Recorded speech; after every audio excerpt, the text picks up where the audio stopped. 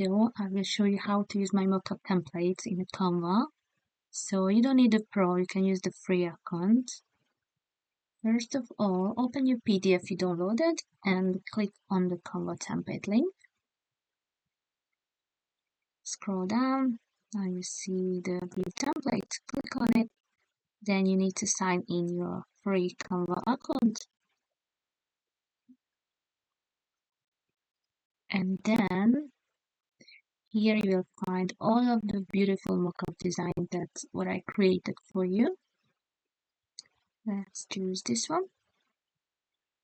Now there is two easy ways to add your design. The first one is choose your design, just put it on the top, then press position, layers, drag your design and put between the mockup and the frame, and that's it. Very easy. The other one is very easy too, which is click on the mockup, drag this little thing, pull it down, and then you can put your design above the frame. And that's it, you can pull it back.